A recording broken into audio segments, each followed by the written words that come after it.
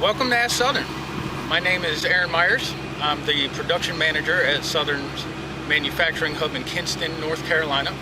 I lead our production team. The purpose of these Ask Southern informational videos is to show you some of the installation techniques that I use.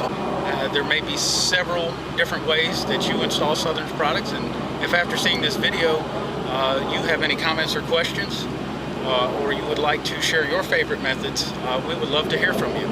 Our contact information should be at the bottom of the screen.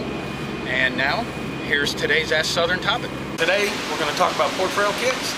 I'm going to show you some of the techniques that I like to use when installing a porch rail kit. And we're going to install it here between two vinyl wrapped wooden posts that we have here at the plant. Right here we have our 8-foot. It's a T-rail porch rail kit. At a glance I can tell it's a porch rail kit because there's a white label.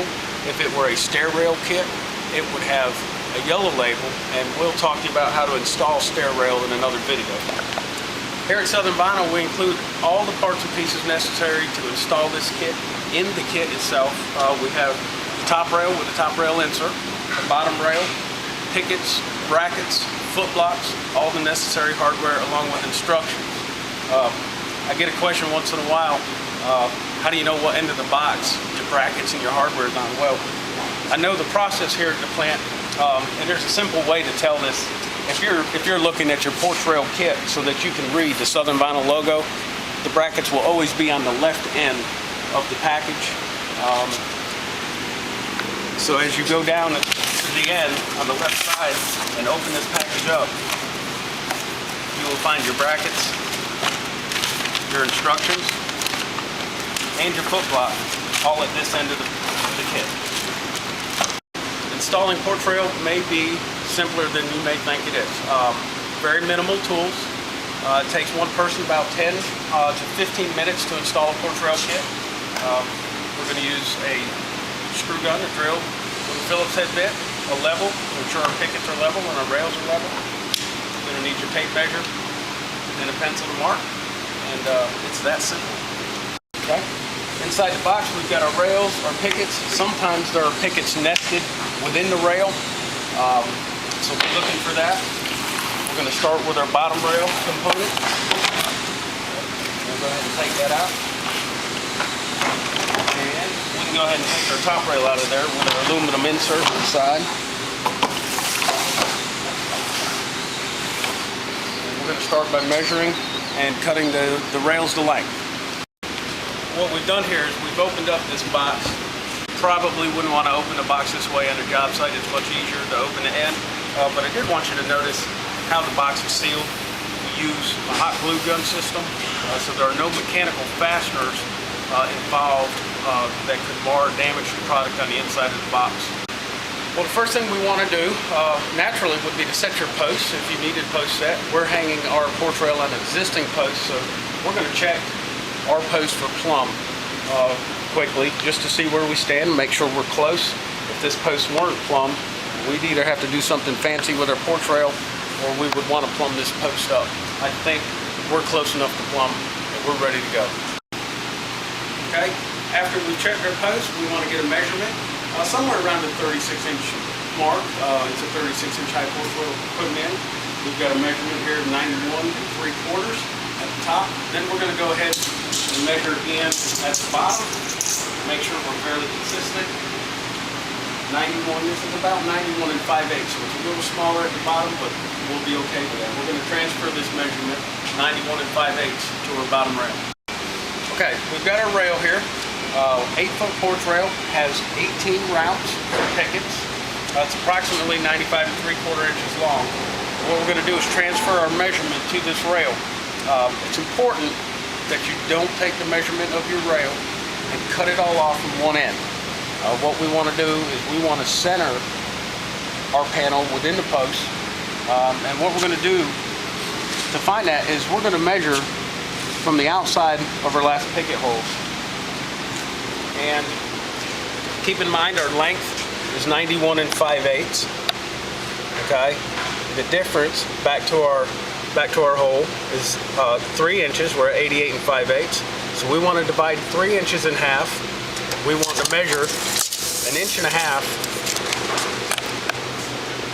and mark from the end of each hole, not from the end of the rail, but from the end of the hole. We'll do that on both ends, and that will center our rail within the post perfectly.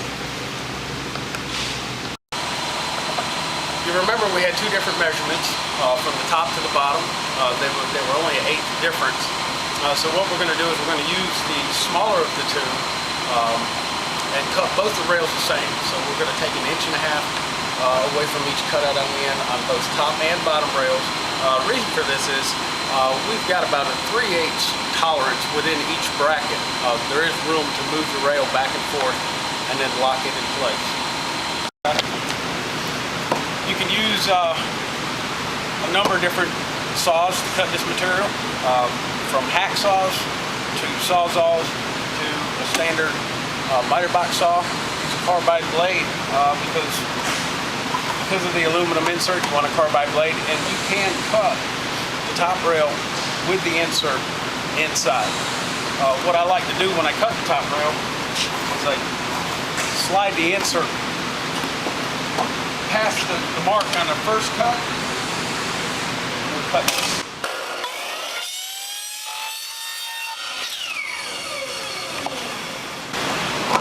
And then when you go to cut the other end, you just want to make sure your insert is flush. Basically all that does is eliminates the number of times you're actually cutting the metal with the saw.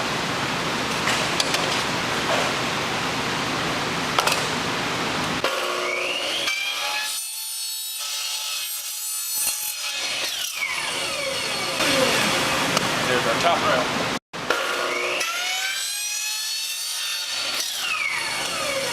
And our bottom rail. Because we've taken careful measurements, you can see that we have the same amount of distance from the last cutout to the end of the rail on this end, and again on the other end of the rail. And so that we know our pickets are now going to be centered between. Next step is we want to attach our foot block to the underside of our bottom rail. This is our lock screw with cap. We'll use this later. Comes with screws. Make sure that the notch on the two-piece part of the foot block lines up with the notches inside. The foot kit has got one foot block. We want to have that centered on the rail. Our rail was 91 5/8, and so half of that is 45 13/16. So we're going to make a mark, and you can double check your mark by measuring again from the other end. We're at 45 13/16. You can measure and find center, which will be 1 inch. This is a 2-inch wide rail. At this point, we're just going to load a screw. Get our screw gun, find our screw,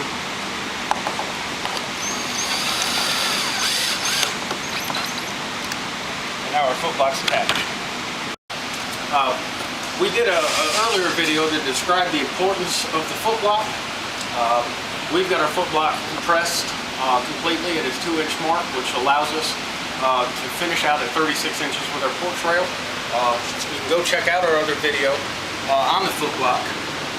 And I want to show you something pretty interesting. What we do with what I like to do with the cut pieces off our rail is we can actually mark these things at 2 inches, which is the same height as our foot block.